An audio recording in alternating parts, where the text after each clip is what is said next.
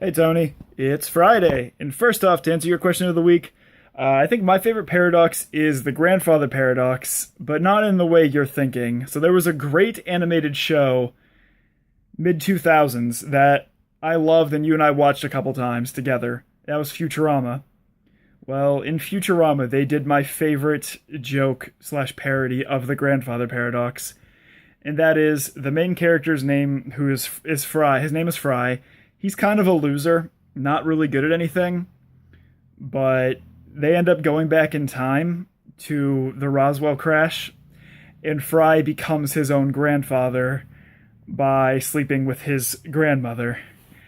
And it was so funny the way they did it because they're always like, oh, you gotta be careful. We're in the past. If anything happens, it can destroy the whole future. So Fry, being the idiot, ends up sleeping with his grandmother and became his own grandfather. So I think that's my favorite way of that's my favorite grandfather paradox in that regard, just because I thought it was clever and really well done. But the main thing I want to talk about this week is we're going back to politics. Okay, let's get back to politics, please, yo. Um, so I don't know if you have seen on Facebook the Strange Planet webcomic. It's the adorable little aliens who kind of interact with all of the mundanities of human life. It's great, it's adorable, it's always funny. I feel attacked by them frequently because they're things that I do, but it's still quite funny. Well, there was a whole mess this week in which people wanted to boycott the Strange Planet comic and boycott the guy himself because of a post he put up years ago explaining why he was anti-choice, and it tagged March for Life, which has done a lot of bad things. They've caused a lot of issues with abortion clinics and things like that. I'm not going to get too far into that aspect because that's all things you can look up, but it turned into a whole mess this week because people were just like, oh, I refuse to read this webcomic anymore because of this viewpoint. And it's a free webcomic. What are you boycotting? Yeah, what Justice said. But it kind of made me think. Now, obviously, much has been said about our current era of hyperpartisanship and polarization. In fact, I have mentioned it multiple times on this channel on my disillusionments with the hyperpartisanship we have now. And this week just kind of confirmed it even more. Because I really wanted the internet to stop interneting. And I use that as the term basically. The internet is a fantastic place, but it's also a terrible place full of echo chambers. And every week, on one side or the other, there is a big mess. Someone did something stupid on social media. And so people talk and talk and talk about it for ages. They get outraged, and they end up outrages someone else, yeah, which outrages the original person more, which outrages. It all just turns into a cycle of utter uselessness because the outrage solves absolutely nothing. And I was particularly thinking about this week because there are people that I'm very good friends with who fell into that echo chamber of like refusing to read the webcomic anymore, talking bad about the guy who writes it because of his viewpoint. And what I was thinking of particularly was the fact that there is no way that you're going to agree with everything that you see online. Like, every single person has differing viewpoints. And a lot of those viewpoints are firmly held. Now, for me, I have my own viewpoint. I try and keep our channel relatively nonpartisan, but I obviously have a viewpoint. And my viewpoint is certainly counter to the Strange Planet guy's viewpoint on abortion rights, which I am firmly pro-choice, but I'm not going to stop enjoying something because of a differing viewpoint. Because as I've said, everyone has a different viewpoint. If you only support content, if you only support culture of someone who agrees 100% with you, you're looking at a wall because no one's going to agree 100% with you. The only one who's going to agree with you is yourself. And that solves nothing. Now, much has been said of our current era of political discourse, in which you have outrage politics on both sides and identity politics on both sides.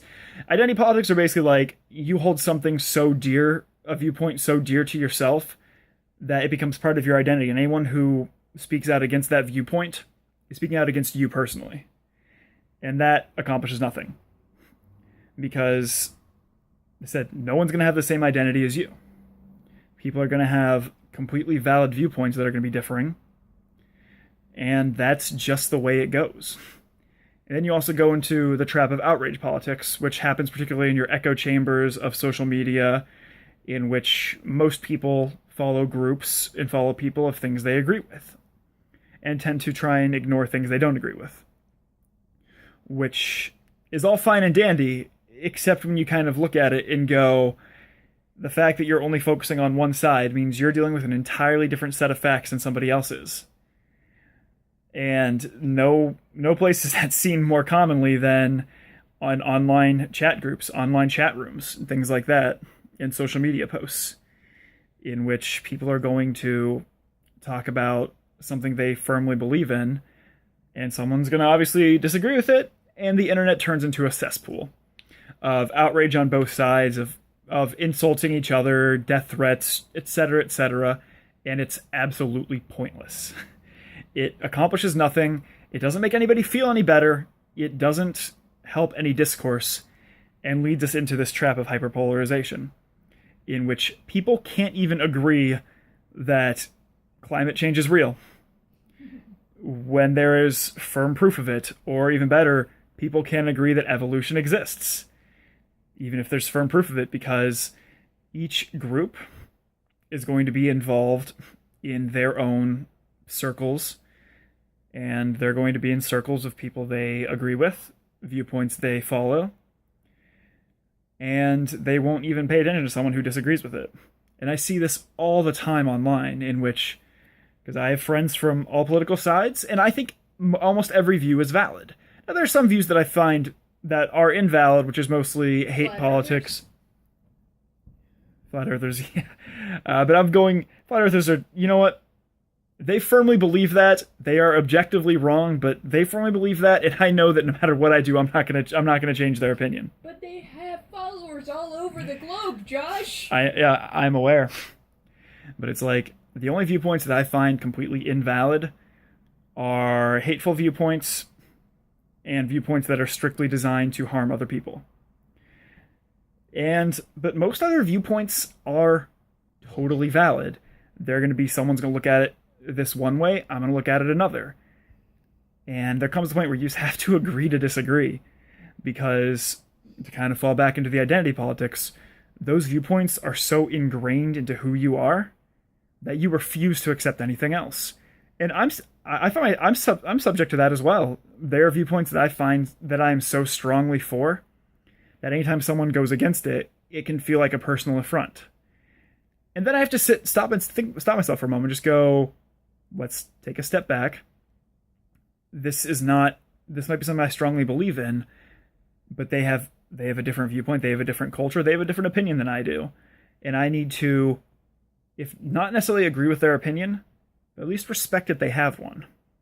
And their viewpoint might be, like I said, patently wrong, but I still have to at least understand that that's what they firmly believe, and no matter what I do, I won't change that opinion, so we have to find a way to work around it. So Tony, my question for you is, what do you think of our era of identity politics and outrage politics? Tony, I'll see you on Tuesday. Later, bro.